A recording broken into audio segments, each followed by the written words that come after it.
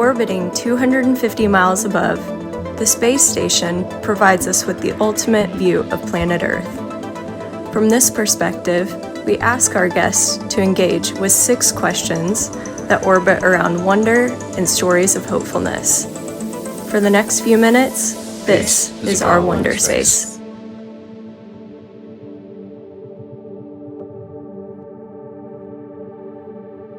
Welcome to the 109th episode of the Wonderspace podcast, which is an expression of a family trust called Panaper.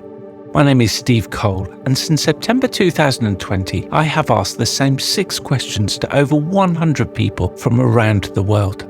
People such as Paul Matz, who in episode 63 talked about his leading role in skin research programs with Procter & Gamble. This led to a vision to eradicate the skin disease PODO that impacts 1.6 million people in Ethiopia. We are thrilled once again to be drawing from the wonder of Ask Nature, who look to nature for inspiration to solve design problems in a regenerative way. Here is another moment to help us re-wonder. Many aquatic mammals face a serious physical challenge. They must stay warm while spending significant periods of time in extremely cold waters. Sea lions and walruses have thick layers of blubber to keep them warm, while sea otters don't have any blubber at all. Instead, they rely on very specialized layers of hair to maintain their body temperature in and out of the water. Studies have shown that sea otters, like other aquatic mammals that rely on fur for insulation, have elongated scales on the outer layer of their fluffy underhair. The scales cause the hairs to interlock, blocking out water and trapping a layer of air bubbles. Since air is a poor conductor of heat, the otter's body warmth is retained and kept from transferring to the cold water all around. This week on Wonderspace, we orbit with Lorraine Smith, who is an independent researcher, writer and guide. Her vision is an economy that works in the service of life, where all industrial activities make people and ecosystems healthier. Lorraine builds on decades of experience in corporate sustainability across numerous industries and regions, and was nominated by our 61st guest on Wonderspace, Cora Olson from Copenhagen, who described Lorraine as awesome and a massive inspiration. With this expansive overview of Earth, I start by asking Lorraine, if we could do a fly past over any part of the world that is significant to you, which place, city or country would it be and why?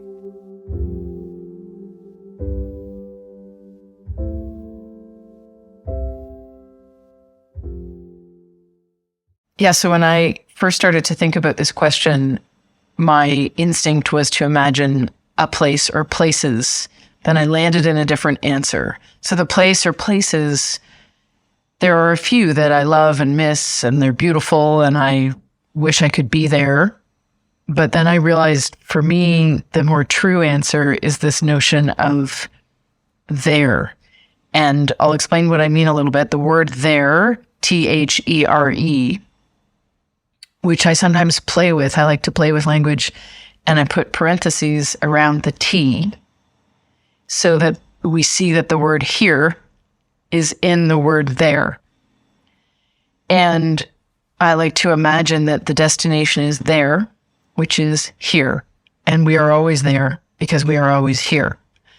And so that's maybe a cop-out to the very interesting conceptual question you're asking, because you can't, or whenever you fly over anywhere, you are flying over there, which is here.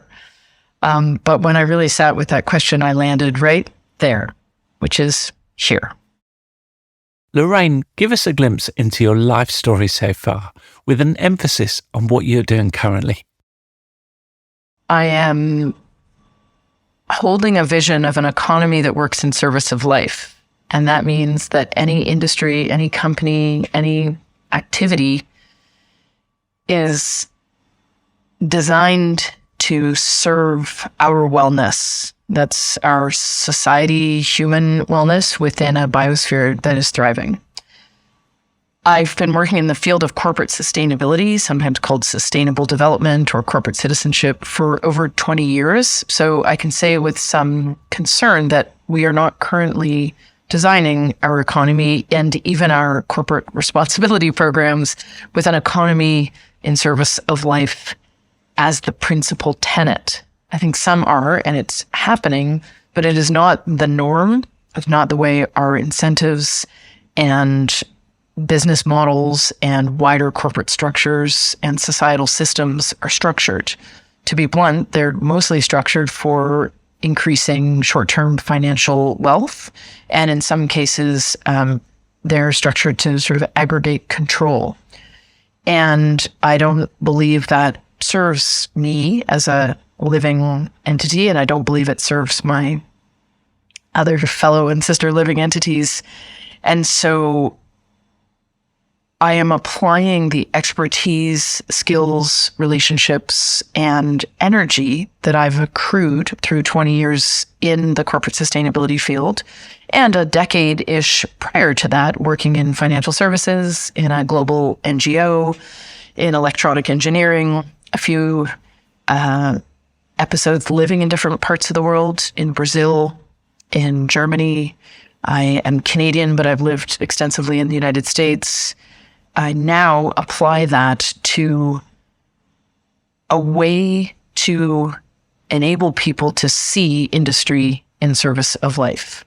And so in a nutshell, I've created, you could call it a tool or a lens or a kind of on-ramp to a different way of seeing that is open source and free, called Materiality. It's a bit of a pun from the corporate sustainability trenches for anybody working there, putting reality into environmental, social, and governance, or ESG disclosures. And I sort of serve a bit of a corporate mischief role, or a bit of a court jester to the industrial complex. And I invite others to come along and see reality as it is right now and imagine it as it could be working in service of life.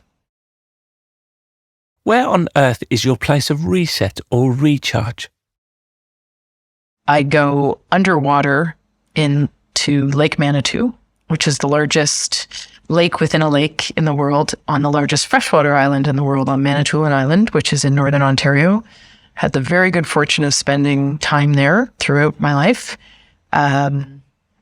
And there's something about being immersed in the water there that is very restorative for me. So I'd like to think I can reset anytime, anywhere. But if the chips are really down, I need to put myself there. And it usually helps me along.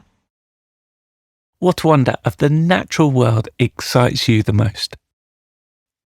I mean, as I'm sure many of your guests have said, including the ones I had the pleasure of listening to, this is like an eternal question because there's so many amazing phenomena that happen around us. But the one that immediately comes to mind for me is the winged migration.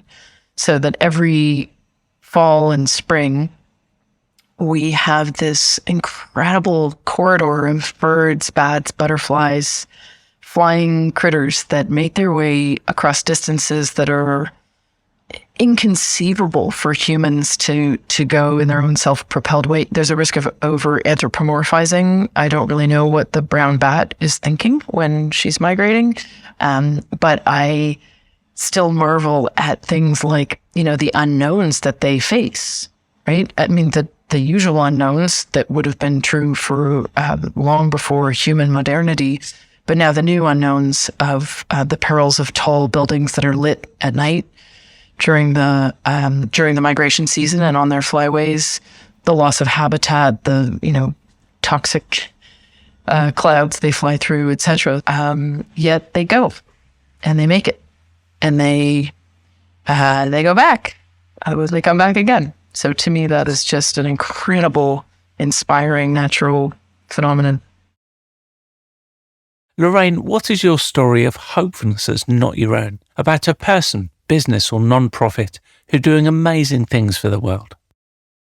On this one, I'd like to point people to the work of a group called Possible Futures. And I'm bending your question a little because you used the word hope, and I appreciate the word hope and I like it. And yet one of the things I think the folks from Possible Futures do is remind us that hope, or it sometimes gets phrased as hopium, can be part of the problem. So let me just take a step back. Possible Futures, it's a collection of folks based in the Global South who are providing support. You could call it content, but that's too loose a word, coursework and guidance around what it really looks like to break out of these colonial patterns, these broken narratives that serve the current sustainable development world, that serve the current mainstream business and industry model. Step out of those and see what it looks like to end the harmful models, the extractive, oppressive, one world kind of narrative that is a big part of what is causing the systems to bleed the way they are. What does it look like to see those, to understand, to genuinely understand our shared histories, and then to reorient our way forward? And the reason I push a little bit on the hope piece off the start is, this is not light-hearted work. There can be mischief and fun and play for sure.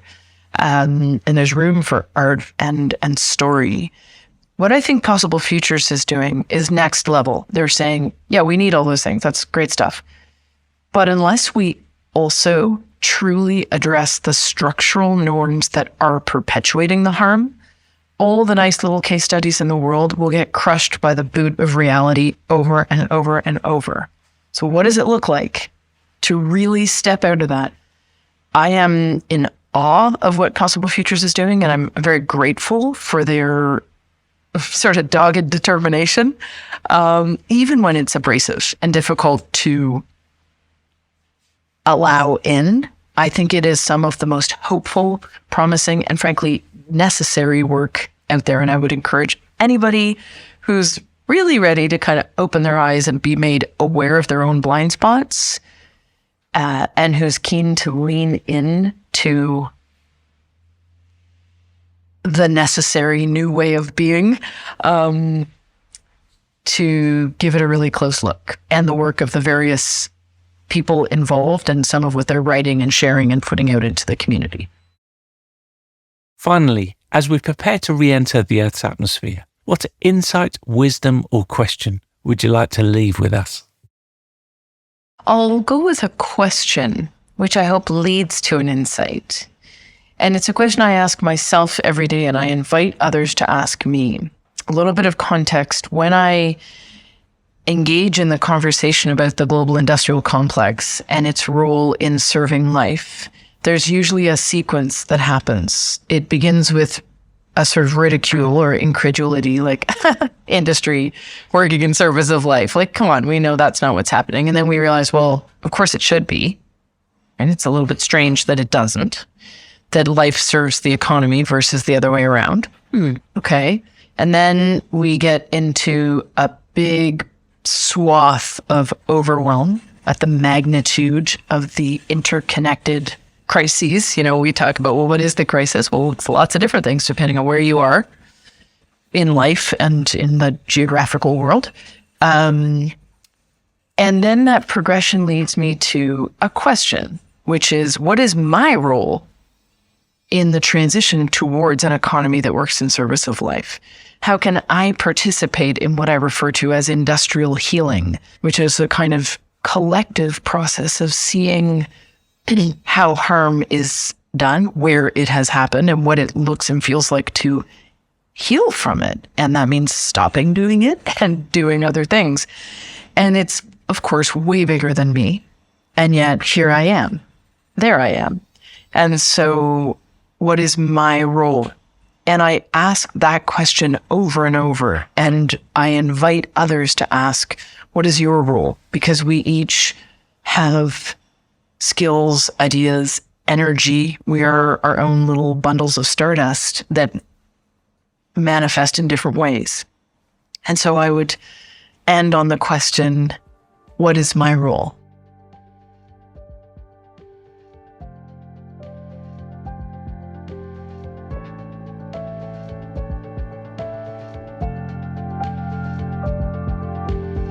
To find out more about Lorraine, her website is belorrainesmith.com. In her story of hopefulness, she spoke about the work of Possible Futures, and you can find out more at possiblefutures.earth. What is your story of hopefulness that's not your own, about a person, business or non-profit who are doing amazing things for the world? We would love you to consider recording yourself in under 30 seconds, sharing your story on your phone through your voice recorder app. You can then simply upload the recording to the link on our website, ourwonder.space. I want to thank Lorraine for joining us on Wonderspace. Let's continue to share our stories of hopefulness that makes a name for someone else. We need them like never before. Thanks for listening.